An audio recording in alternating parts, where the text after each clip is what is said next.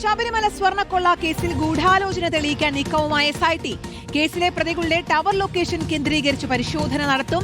വിവിധ മൊബൈൽ സേവന ദാതാക്കളിൽ നിന്ന് ടവർ ലൊക്കേഷനും ഫോൺ വിളി വിവരങ്ങളും SIT ആവശ്യപ്പെട്ടിട്ടുണ്ട്. ഹൈക്കോടതിയുടെ അനുമതിയോടെയാണ് നീക്കം. ഉണ്ണികൃഷ്ണൻ പോറ്റി, പങ്കജ് ഭണ്ഡാരി, ഗോവർദ്ധൻ എന്നിവർ ചെന്നൈ, ബംഗളൂരു എന്നിവിടങ്ങളിൽ വെച്ച് ഗൂഢാലോചന നടത്തിയതിന് ശാസ്ത്രീയ തെളിവുകൾ ശേഖരിക്കാനാണ് നീക്കം.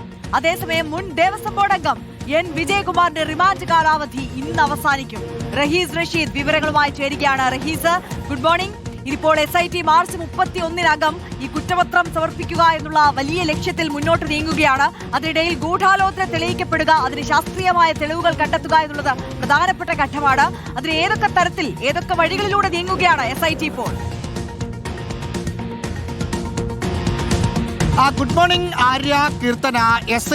SITയെ സംബന്ധിച്ച് ഇപ്പോൾ അവർ കുറച്ച് പ്രതിരോധത്തിലാണ്. കേസ് തെളിയിക്കുന്ന കാര്യത്തിൽ എന്തൊക്കെ ചെയ്യാൻ പറ്റുമോ അതൊക്കെ ചെയ്യാനുള്ള ആലോചനകൾ നടക്കുന്നു.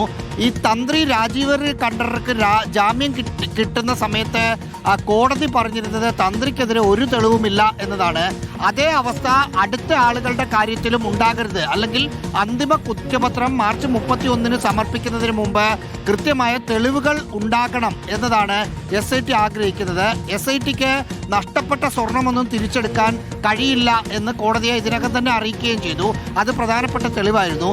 ഇനിയുള്ള ഏക പിടിവള്ളി ഈ കേസിലെ പ്രധാന പ്രതികളായ ഉണ്ണികൃഷ്ണൻ പോറ്റിയും പങ്കജ് ഭണ്ഡാരിയും ഗോവർദ്ധനും ഒരേ സമയത്ത്, അതായത് സ്വർണം മോഷ്ടിച്ച ആളുകളും വാങ്ങിയ ആളുകളും ഒരേ സമയത്ത് ഒരു ടവർ ലൊക്കേഷനിൽ ഉണ്ടായിരുന്നു എന്ന് തെളിയിക്കണം. അത് ചെന്നൈയിലും ബാംഗ്ലൂരിലുമായിട്ടാണ് ഇതിന്റെ കച്ചവടവും മറ്റും നടന്നത്.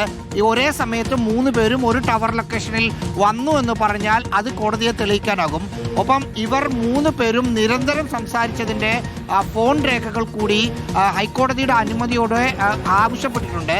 അതുകൂടി കിട്ടിക്കഴിഞ്ഞാൽ അതൊരു പ്രധാന തെളിവായി വെച്ച് കുറ്റപത്രം സമർപ്പിക്കാം എന്നാണ് SIT കരുതുന്നത്.